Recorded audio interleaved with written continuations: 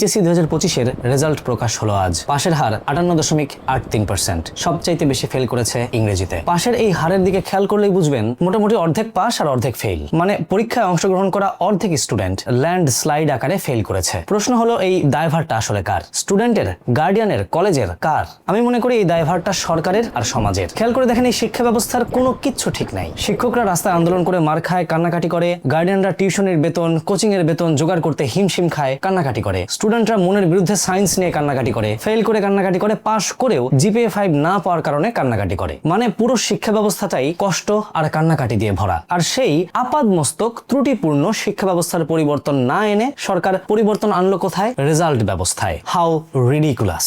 মেশিনের পরিবর্তন না এনে প্রোডাক্টের পরিবর্তন আনা আসলে কতটুকু যৌক্তিক? আসলে কি সম্ভব? না, একদমই সম্ভব না। আর এই কারণেই এই ল্যান্ডস্লাইড ফেইলের হার। আগের সরকারও ঠিক একই কাজটাই করেছিল। শিক্ষা ব্যবস্থার পরিবর্তন না এনে রেজাল্ট ব্যবস্থার পরিবর্তন এনেছিল। পাশের হার এতটাই বাড়িয়ে দিয়েছিল যে সাক্ষরতার হার পৌঁছে গিয়েছিল একেবারে তুঙ্গে, আকাশে। সেই সাক্ষরতার হারকে পুঁজি করে বৈদেশিক সাহায্য পাওয়া গেছে প্রচুর টাকা লুটপাট করা গেছে, বিদেশে পাচার করা গেছে। আলটিমেটলি ফলাফল যেই লাউ সেই কদু। আজকের দিনে আজকের সরকার পাশের হার কমিয়ে সংস্কার দেখাতে চায়, কিন্তু আমার প্রশ্ন হলো শিক্ষা ব্যবস্থার পরিবর্তন না করে রেজাল্ট ব্যবস্থার পরিবর্তন কি আসলেই কোনো সংস্কার আনছে, নাকি পুরো ব্যবস্থা ঘিরে জাতিগতভাবে আমাদের যে দুঃখ, কষ্ট, কান্নাকাটি সেটাকে আরেকটু বাড়িয়ে দিচ্ছে? আর দ্বিতীয় দায়ভার সমাজের দুই ধাপে। এক, সমাজ শিক্ষাকে একটা ফ্যান্সি পণ্য বানায় ফেলছে, লাক্সারি একটা প্রোডাক্ট বানায় ফেলছে। আর দুই, সেই লাক্সারি প্রোডাক্টকে ঘিরে বিরাট বিরাট দামি দামি সব ব্যবসা দাঁড় করাইছে। আপনি দেখেন স্কুল কলেজ যদি যথার্থই হতো তাহলে এত এত কোচিং সেন্টার, সেই কোচিং সেন্টারকে ঘিরে শিক্ষা বাণিজ্য কিভাবে আসলে দাঁড়ালো? যাই হোক,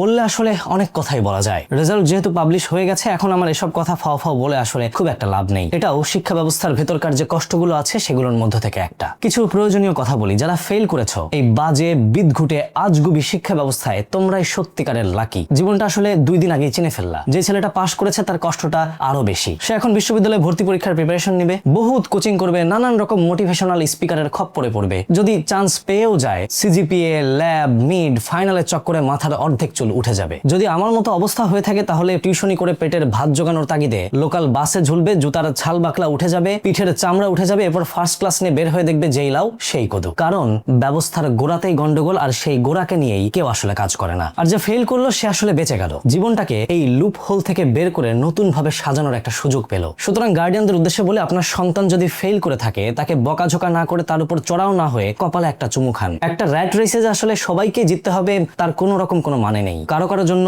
হারটাই আসলে জিত। আল্লাহ তার জন্য সেখানেই মঙ্গল রেখেছেন। আর যারা পাশ করেছো তারা ভালোভাবে পড়াশোনা করো, এই শিক্ষা ব্যবস্থাটা পরিবর্তনের জন্য সত্যিকার অর্থেই চেষ্টা করো। ইউনিভার্সিটির ফার্স্ট বেঞ্চে বসে সিজিপিএ 4 নিয়ে বের হয়ে সত্যিকারেই কোনো রকম কোনো লাভ নেই। চেষ্টা করো জাতির জন্য কিছু করার, ট্রু একটা পরিবর্তন আনার।